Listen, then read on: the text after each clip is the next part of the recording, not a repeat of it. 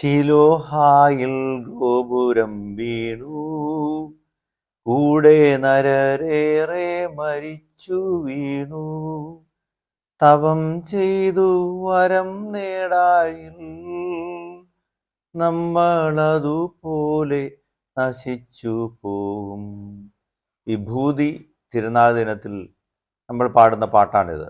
നെറ്റിയിൽ ഭസ്മം പൂശി ആളുകൾ പോകുന്ന സമയത്ത് ജീവിതത്തിൻ്റെ നശ്വരതയെക്കുറിച്ച് ഓർമ്മിപ്പിച്ച് വിദ്വേഷവും വെറുപ്പും ശത്രുതയും ഒക്കെ മാറ്റി മനുഷ്യജീവിതം പുൽക്കൊടിക്ക് തുല്യമാണ് എന്ന് ധരിച്ച് ജീവിക്കുവിൻ എന്ന് ഉദ്ഘോഷിച്ചുകൊണ്ട് പാടുന്ന പാട്ടാണിത്. നമ്മൾ ഈ സ്ലിഹാകാലം 6-ാം ഞായറാഴ്ച ധ്യാനിക്കുന്നത് ഈ സംഭവമാണ്. ലൂക്കായുടെ സുവിശേഷം 12-ാം അധ്യായം 57 മുതൽ ലൂക്കായുടെ സുവിശേഷം 13-ാം അധ്യായം 5 വരെയുള്ള തിരുവചന ഭാഗമാണ് നമ്മുടെ ധ്യാന വിഷയം. 2 ചരിത്ര സംഭവങ്ങളാണ് നമ്മളിവിടെ കാണുന്നത്. ഒന്ന്, ഗലീലയിൽ നിന്ന് ജെറുസലേമിൽ ബലിയർപ്പിക്കാൻ വന്ന യഹൂദരെ പീലാത്തോസ് കൊല്ലുന്നതാണ്. എന്നിട്ട് അവരുടെ ബലിയർപ്പണത്തിൻ്റെ കൂടെ അവരുടെ രക്തം കൂടി കലർത്തുന്ന സംഭവമാണ്.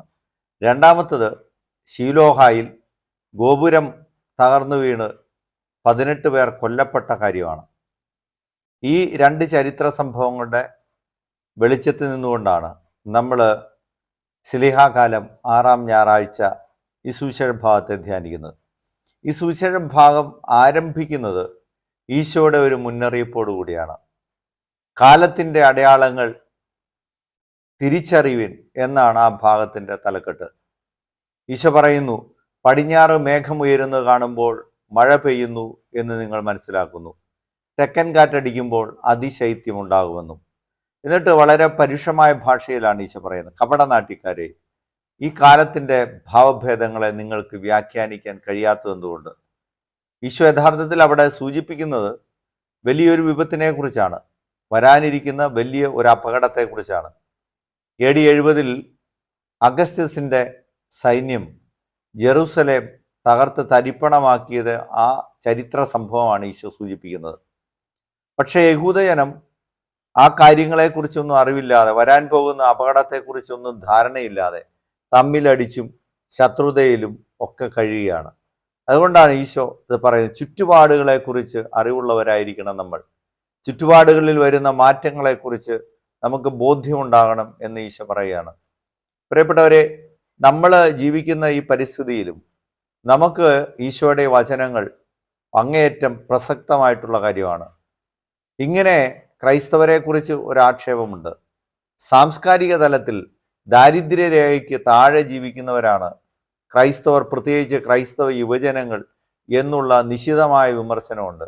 കാരണം ചുറ്റുമുള്ള കാര്യങ്ങളെക്കുറിച്ചൊന്നും അവർക്ക് ധാരണയില്ല, അവരതൊന്നും മനസ്സിലാക്കുന്നില്ല. ഈ അടുത്തയിടയ്ക്ക് കേരള പോലീസിൻ്റെ ഒരു മുന്നറിയിപ്പ് വന്നിരുന്നു, ഓറഞ്ച് പൂച്ചയെ സൂക്ഷിക്കുക, പൂച്ചയുണ്ട് സൂക്ഷിക്കുക എന്ന് പറഞ്ഞാണ്. ഇൻസ്റ്റഗ്രാമിലെ ഒരു താരമാണ് ഈ ഓറഞ്ച് പൂച്ച. ഒരു സംഭവം നടക്കുന്നത് ഒരു സ്കൂളിൽ ഒരു വിദ്യാർത്ഥി, കൊച്ചുപയ്യനാണ്, 5-ാം ക്ലാസ് 6-ാം ക്ലാസ്സിൽ പഠിക്കുന്നതാണ്, തുടർച്ചയായിട്ട് കോമ്പസ് കൊണ്ട് മറ്റുള്ളവരെ കുത്തുകയാണ്. കുത്തുമ്പോൾ മറ്റുള്ളവർക്ക് വേദനിക്കുമ്പോഴും ഇവനത് നിർത്തുന്നില്ല. അവർ കരയുന്നിടം വരെ ഇവൻ കുത്തിക്കൊണ്ടിരിക്കുകയാണ്. ഇവനെ ശകാരിച്ചിട്ടും ഇവന് മാറ്റമൊന്നും ഉണ്ടാകുന്നില്ല. അവസാനം മാതാപിതാക്കളെ വിളിച്ച് ഇവൻ എന്താണ് കാണുകയും കേൾക്കുകയും ചെയ്യുന്നത് എന്ന് പരിശോധിക്കുമ്പോഴാണ് ഈ ഓറഞ്ച് പൂച്ചയെക്കുറിച്ചുള്ള വിവരം. ഓറഞ്ച് പൂച്ചയുടെ പ്രത്യേകത, അത് ഇങ്ങനെ കൂട്ടുകാരെയൊക്കെ കൂടെ കൂട്ടി അവരെ ചതിച്ച് അവർക്ക് വെള്ളം, അവർക്ക് മറ്റ് ജ്യൂസും അതും ഇതെല്ലാം മേടിച്ചു കൊടുത്തിട്ട് അവസാനം അതിനെയൊക്കെ കൊന്നു തിന്നുകയാണ്, കൂട്ടുകാരെ ഉൾപ്പെടെ വരെ. അതൊരു തമാശയായിട്ട് ഇങ്ങനെ അതിൽ കാണിക്കുകയാണ്. അപ്പോൾ ഇങ്ങനെ ക്രൂരമായ രംഗങ്ങൾ, അതുകൊണ്ടാണ് കേരള പോലീസിൻ്റെ ജാഗ്രതയാണ്. കുട്ടികളുടെ സ്വഭാവം മാറുന്നു, ക്രൂരമായ രീതിയിലേക്ക് മാറുന്നു എന്ന് പറയുന്നത്. WHO ഒരു മുന്നറിയിപ്പുണ്ട്, ഏകാന്തതയിൽ ജീവിക്കുന്നവർ, അങ്ങനെയുള്ള പരിസ്ഥിതിയിലുള്ളവർ, അവിടെ അതിൽ നിന്ന് അവരെ പുറത്തു കൊണ്ടുവരണം എന്നുള്ളത്. കാരണം ഓരോ മണിക്കൂറിലും 100 പേർ ലോകത്ത് ഏകാന്തത മൂലം മരണപ്പെടുന്നു എന്ന് പറയുന്നു. ഒരു ദിവസം 24,000 പേരാണ് അങ്ങനെ മരണപ്പെടുന്നതെന്ന് പറയുന്നു. കേരളത്തിൽ വിഷാദ രോഗം ബാധിച്ച യുവജനങ്ങളുടെ ശതമാനം 17 മുതൽ 27 വരെയാണെന്ന് പറയുന്നു. 15-നും 23-നും ഇടയ്ക്കുള്ള പ്രായത്തിലുള്ള യുവജനങ്ങളിലാണ് ഈ വിഷാദ രോഗത്തിൻ്റെ ലക്ഷണങ്ങൾ കാണുന്നത്. അപ്പോൾ ചുറ്റുമുള്ള കാര്യങ്ങളെക്കുറിച്ചൊക്കെ നമുക്ക് അറിവുണ്ടാകണം, ജാഗ്രത ഉണ്ടാകണം. അല്ലെങ്കിൽ പലപ്പോഴും നമ്മൾ വലിയ അപകടങ്ങളിലേക്ക് ചെന്ന് ചാടാം എന്ന് ഈശോ അന്ന് യഹൂദജനങ്ങളോട് പറഞ്ഞ ആ മുന്നറിയിപ്പ് നമ്മുടെ ചിന്തയിലും ഉണ്ടാകേണ്ടതുണ്ട്. അതിനുശേഷം ഈശോ ഇത് പറഞ്ഞുകൊണ്ടിരിക്കുന്ന സമയത്താണ് അവിടെ കേട്ടിരുന്ന ജനങ്ങളിൽ ചിലര് അപ്പോൾ വന്ന ഒരു വാർത്ത ഈശോയുടെ മുമ്പിൽ അവതരിപ്പിക്കുകയാണ്. അത് ഗലീലയക്കാരായ ചിലരുടെ ബലികളിൽ അവരുടെ രക്തം കൂടി പീലാത്തോസ് കലർത്തി എന്നുള്ള വാർത്തയാണ്. അത് അവർ പറയാൻ കാരണം അത് അവരെ സംബന്ധിച്ച് വളരെ ഷോക്കിംഗ് ആയിട്ടുള്ള, അവരെ ഞെട്ടിപ്പിക്കുന്ന, ഭയപ്പെടുത്തുന്ന ഒരു കാര്യമായിരുന്നു. കാരണം അവരുടെ ബലി അർപ്പണത്തിൽ അവരുടെ രക്തം കൂടി കലർത്തി എന്ന് പറഞ്ഞാൽ അതൊരു സാക്രിലേജ് ആണ്, അത് ദൈവദൂഷണമാണ്, അപരാധമാണ്, അത് ആരാധനാ സ്ഥലത്തോടുള്ള അവഹേളനമാണ്. അതുകൊണ്ട് തന്നെ അത് യഹൂദ മനസാക്ഷിയെ വളരെയധികം വേദനിപ്പിച്ചതിനാലാണ് ഈശോയോട് അത് പറയുന്നത്.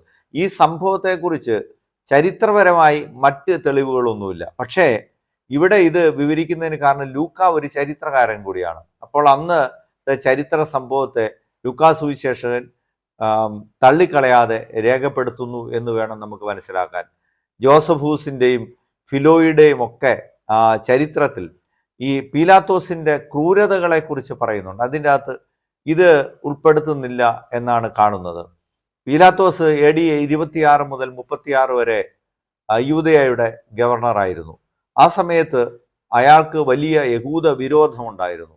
യഹൂദരെ പല പ്രാവശ്യം കൂട്ടക്കൊല അദ്ദേഹം ചെയ്തിരുന്നു എന്നാണ് പറയുന്നത്.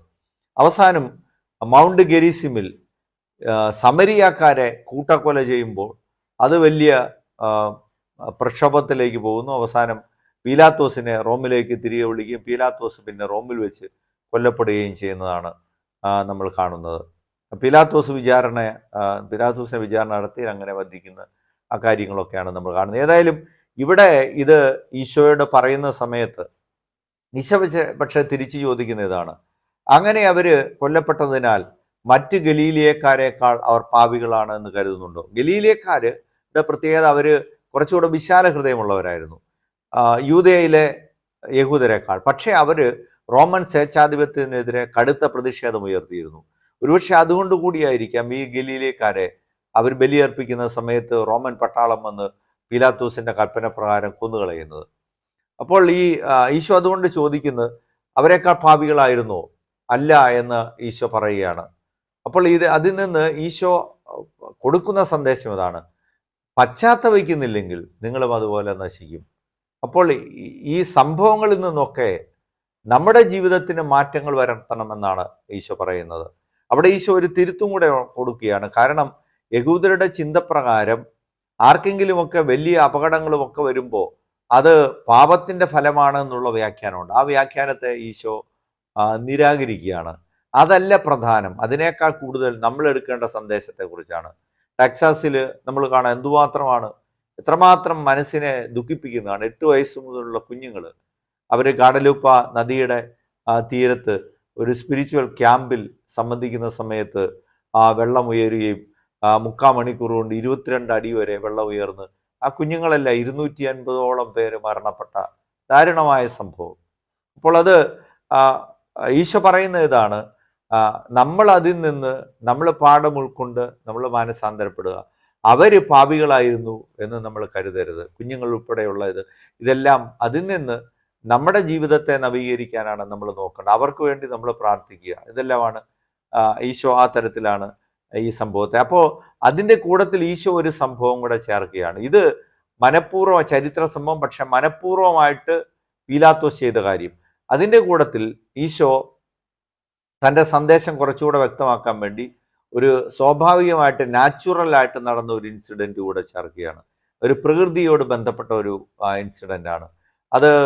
ശീലോഹ കുളത്തിന് അരികെ ഉണ്ടായിരുന്ന ഒരു ഗോപുരം, ആ ഗോപുരം തകർന്നു വീഴുകയാണ്. ശീലോഹ കുളത്തിന് പ്രാധാന്യം ഉണ്ടായിരുന്നുകൊണ്ട് ഒരുപാട് ജനനിബിഡമായിരുന്നു അവിടെ. അതുകൊണ്ടാണ് ഒരു ചെറിയ തൂണ് അത് തകർന്നു വീഴുമ്പോൾ 18 പേർ കൊല്ലപ്പെടുകയാണ്. അപ്പോൾ ഈശോ അത് ഉദ്ധരിച്ചുകൊണ്ട് അങ്ങനെ കൊല്ലപ്പെട്ടവർ കൂടുതൽ പാപികളായിരുന്നു എന്ന് നിങ്ങൾ കരുതുന്നുണ്ടോ? അല്ല എന്ന് ഞാൻ പറയുന്നു.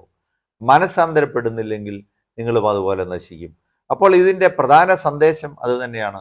മാനസാന്തരപ്പെടുക, ജീവിതത്തിൻ്റെ നശ്വരതയെക്കുറിച്ച് എപ്പോഴും ഓർക്കുക, കൂടുതൽ ദൈവികരായിട്ട്, കൂടുതൽ മനുഷ്യപ്പറ്റുള്ളവരായിട്ട് ജീവിക്കുക എന്നുള്ളതാണ്. ഒരിക്കലും മറ്റുള്ളവരെ, അവർക്ക് ജീവിതത്തിൽ വരുന്ന ദുരിതങ്ങളെക്കുറിച്ച് നമ്മൾ കുറ്റപ്പെടുത്തരുത്, അതിനെ വ്യാഖ്യാനിച്ചുകൊണ്ടിരിക്കരുത് എന്നുള്ളതാണ്. ഞാൻ ഓർക്കുന്നത് ചിലപ്പോൾ നമ്മുടെയൊക്കെ സ്വഭാവം അങ്ങനെയാണ്.